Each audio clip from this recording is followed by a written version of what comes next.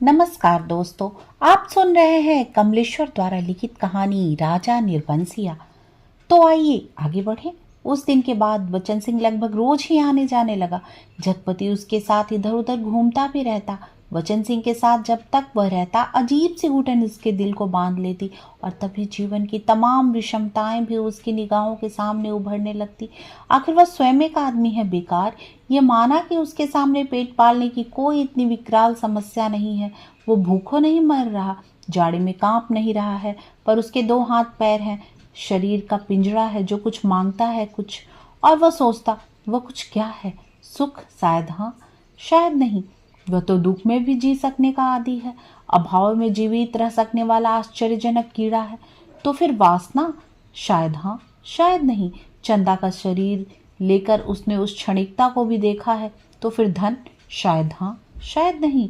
उसने धन के लिए अपने को खपाया है, पर वह भी उस अदृश्य प्यास को बुझा नहीं पाया। तो फिर क्या? वह कुछ क्या है जो उसके आत्मा में नासूर सा रिश्ता रहता है, अपना उपचार मांगता है? शायद काम? हाँ यही, बिल्कुल यही, जो उसके जीवन में घड़ियों को निपट सूना न छोड़े, जिसमें वह अपनी शक्ति लगा सके, अपना मन डुबो सके, अपने को सार्थक अनुभव कर सके, चाहे उसमें सुख हो या दुख, रक्षा हो या सुरक्षा, शोषण हो या पोषण। उसे सिर्फ काम चाहिए, करने के लिए कुछ चाहिए। यही तो उसकी प्रकृत आवश्यकता है, पहली और आखिरी मांग है। क्योंकि वह उस घर में नहीं पैदा हुआ जहाँ सिर्फ जबान हिलाकर शासन करने वाले होते हैं। वह उस घर में भी नहीं पैदा हुआ जहाँ सिर्फ मांगकर जीने वाले होते हैं। वह उस घर का है जो सिर्फ काम करना जानता है। काम ही जिसकी आस है, वो सिर्फ काम चाहता है, काम।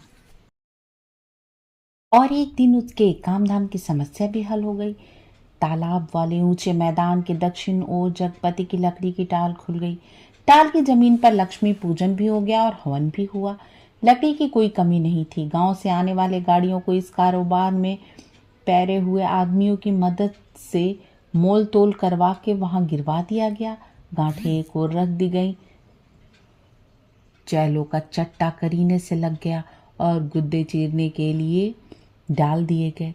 2-3 गाड़ियों का सौदा करके टाल चालू कर दी गई। भविष्य में स्वयं पेड़ खरीद कर काटने का तय किया गया। बड़ी बड़ी स्कीमें बनी कि किस तरह जलाने की लकड़ी से बढ़ाते बढ़ाते एक दिन इमारती लकड़ी की कोठी बनेगी, चीरने की नई मशीन लगेगी। कारोबार बढ़ जाने पर बचन सिंह भी नौकरी छोड़कर उसी में लग जाएगा और उसने महसूस किया कि वो काम में लग गया है। अब 24 घंटे उसके सामने काम है, उसके समय का उपयोग है। दिन भर में वह 1 घंटे के लिए भी किसी का मित्र हो सकता है, कुछ देर के लिए वह पति हो सकता है, पर बाकी समय, दिन और रात के बाकी घंटे, उन घंटों के अभाव को सिर्फ उसका अपना काम ही भर सकता है। और अब वह कामदार था। वह कामदार तो था, लेकिन जब टाल की उस ऊंची जमीन पर पड़े छप्पर के नीचे तख्त पर वह गल्ला रखकर बैठता, सामने लगे लकड़ियों के ढेर, कटे हुए पेड़ के तने, जड़ों को लुढ़का हुआ देखता, तो एक निरीहता बरबस उसके दिल को बांधने लगती। उसे लगता एक व्यर्थ पिशाच का शरीर टुकड़े टुकड़े करके उसके सामने डाल दिया गया है। फिर इन पर कुल्हाड़ी चलेगी और इनके रेशे रेशे अलग हो जाएंगे और तब इनकी ठठरियों को सुखाकर किसी पैसे वाले के हाथ तक पर तौल कर बेच दिया जाएगा। और तब उसकी निगाहें सामने खड़े तार पर अटक जाती, जिसके बड़े बड़े पत्तों पर सुर्ख गर्दन वाले गिद्ध पर फड़फड़ा कर देर तक खामोश बैठे रहते। तार का काला गहरेदार तना और उसके सामने ठहरी हुई वायु में निस्सहाय कांपती भारहीन नीम की पत्तियां चकराती झड़ती रहती। धूल भरी धरती पर लकड़ी की गाड़ियों के पहियों की पड़ी हुई लीक धुंधली सी चमक उठती और बगल वाले मूंगफली के पेज की एक रस खरखराती आवाज कानों में भरने लगती। बगल वाली कच्ची पगडंडी से कोई गुजरकर टीले के ढलान से तालाब की निचाई में उतर जाता, जिसके गंदले पानी में कूड़ा तैरता रहता और सुअर कीचड़ में मुंह डालकर उस कूड़े को रौंदते रहते। दोपहर सिमटती और शाम की धुंध छाने लगती तो वह लालटेन जलाकर छप्पर के खंभे की कील में टांग देता और उसके थोड़ी ही देर बाद अस्पताल वाली सड़क से वचन सिंह एक काले धब्बे की तरह आता दिखाई पड़ता। गहरे पड़ते अंधेरे में उसका आकार धीरे धीरे बढ़ता जाता और जगपति के सामने जब वो आकर खड़ा होता तो उसे बहुत विशाल सा लगने लगता, जिसके सामने उसे अपना अस्तित्व डूबता महसूस होता। एक आध बिक्री की बातें होती और तब दोनों घर की ओर चल देते। घर पहुंचकर बचन सिंह कुछ देर जरूर रुकता, बैठता, इधर उधर की बातें करता। कभी मौका पड़ जाता तो जगपति और बचन सिंह की थाली भी साथ लग जाती। चंदा सामने बैठकर दोनों को खिलाती। बचन सिंह बोलता जाता, क्या तरकारी बनी है, मसाला ऐसा पड़ा है कि उसकी भी बाहर है और तरकारी का स्वाद भी नहीं मरा। होटलों में या तो मसाला ही मसाला रहेगा या सिर्फ तरकारी ही तरकारी। वाह वाह, क्या बात है अंदाज की। और चंदा बीच बीच में टोक कर बोलती जाती, इन्हें तो जब तक दाल में प्याज का भुना घी न मिले तब तक वह पेट ही नहीं भरता।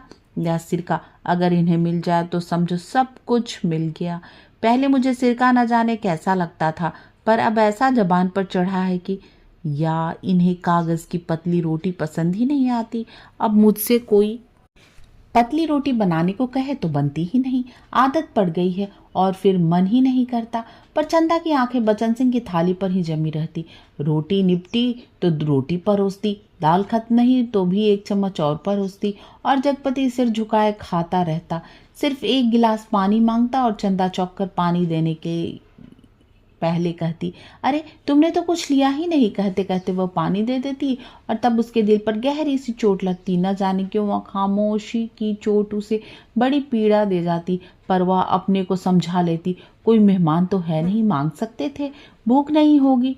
जगपति खाना खाकर टाल पर लेटने चला जाता, क्योंकि अभी तक कोई चौकीदार नहीं मिला था। छप्पर के नीचे तख्त पर जब वो लेटता तो अनायास ही उसका दिल भर भर आता। पता नहीं कौन कौन से दर्द एक दूसरे से मिलकर ही उसका दिल तरह तरह की टीस, चटखन, ऐंठन पैदा करने लगते। कोई एक रग दुखती तो वह सहलाता भी, पर जब सभी नसें चटकती हों तो कहाँ कहाँ राहत का अकेला हाथ सहलाए। लेटे लेटे उसकी निगाह ताड़ के उस पेड़ पर बनी पुख्ता कब्र पर जम जाती, जिसके सिरहाने कंटीला बबूल का एकांकी पेड़ शून्य सा खड़ा रहता। जिस कब्र पर एक पर्दा नशीन औरत बड़े लिहाज से आकर सवेरे सवेरे बेला और चमेली के फूल चढ़ा जाती, घूम घूम कर उसके फेरे लेती और माथा टेक कर कुछ अलग उदास उदास सी चलकर एकदम तेजी से मुड़कर बिसातियों के मोहल्ले में खो जाती। शाम होते होते आती, एक दिया बारती और अगरबत्तियां जलाती, फिर मुड़ते हुए ओढ़नी का पल्ला कंधों पर डालती तो दिए की लौ कांपती, कभी कांप कर बुझ जाती, पर उसके कदम बढ़ चुके होते, पहले धीमे थके उदास से और फिर तेज सधे सामान्य से, और वह फिर उसी मोहल्ले में खो जाती। और तब रात की तन्हाइयों में बबूल के कांटों के बीच उस साए साए करते ऊंचे नीचे मैदान में जैसे उस कब्र से कोई रूह निकलकर निपट अकेली भटकती रहती। तभी ताड़ पर बैठे सुर्ख गर्दन वाले गिद्ध मनहूस सी आवाज में बिलबिला उठते और ताड़ के पत्ते भयानकता से खड़बड़ा उठते। जगपति का बदन कांप जाता और वह भटकती रूह जिंदा रह सकने के लिए जैसे कब्र की ईंटों में बबूल के साया तले दुबक जाती। जगपति अपनी टांगों को पेट से भींचकर कंबल से मुंह छिपा औंधा लेट जाता। तड़के ही ठेके पर लगे लकड़हारे लकड़ी चीरने आ जाते। तब जगपति कंबल लपेटकर घर की ओर चला जाता। राजा रोज सवेरे सवेरे टहलने जाते थे। माँ सुनाया करती थी, एक दिन जैसे ही महल के बाहर निकल कर आए कि सड़क पर झाड़ू लगाने वाली मेहतरानी उन्हें देखते ही अपना झाड़ू पंजा पटक कर माथा पीटने लगे और कहने लगी, हाय राम, आज राजा निर्वंशिया का मुंह देखा है, न जाने रोटी भी नसीब होगी कि नहीं, न जाने कौन सी विपद टूट पड़े। राजा को इतना दुख हुआ कि उल्टे पैरों महल की ओर लौट गए। मंत्री को हुक्म दिया कि मेहतरानी का घर ना अनाज से भर दे और सब राजसी वस्त्र उतार राजा उसी क्षण जंगल की ओर चले गए। उसी रात रानी का सपना हुआ कि कल की रात तेरी मंगल कामना पूरी होने वाली है। रानी बहुत पछता रही थी, पर फौरन ही रानी राजा को खोजती खोजती उस सराय में पहुंच गई जहां वह टिके हुए थे। रानी वेश बदल कर सेवा करने वाली भटियारीन बनकर राजा के पास रात में पहुंची, रात भर उनके साथ रही और सुबह राजा के जागने से पहले सराय छोड़ महल में लौट आई। राजा सुबह उठकर दूसरे देश की ओर चले गए। 2 ही दिनों में राजा के निकल जाने की खबर राज भर में फैल गई।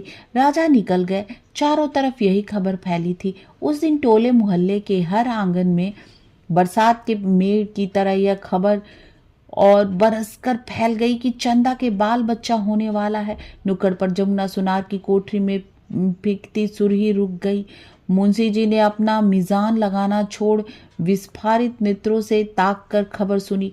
बंसी किराने वाले ने कुएं में आधी गई रस्सी खींच डोल मन पर पटक कर सुना। सुदर्शन दर्जी ने मशीन के पहिए की हथेली से रगड़कर रोककर सुना। हंसराज पंजाबी ने अपनी नील लगी मलगुजी कमीज की आस्तीनें चढ़ाते हुए सुना। और जगपति की बेवा चाची ने औरतों के जमघट में बड़े विश्वास पर भेद भरे स्वर में सुनाया। 6 साल हो गए शादी को, न बाल न बच्चा। न जाने किसका पाप है उसके पेट में और किसका होगा सिवा उस मुस्तंडे कंपाउंडर के। न जाने कहां से कुलक्षणी इस मोहल्ले में आ गई। इस गली की तो पुश्तों से ऐसी मर्जाद रही है कि गैर मर्द औरत की परछाई तक नहीं देख पाए। यहाँ के मर्द तो बस अपने घर की औरतों को जानते हैं, उन्हें तो पड़ोसी के घर की जनानियों का भी पता।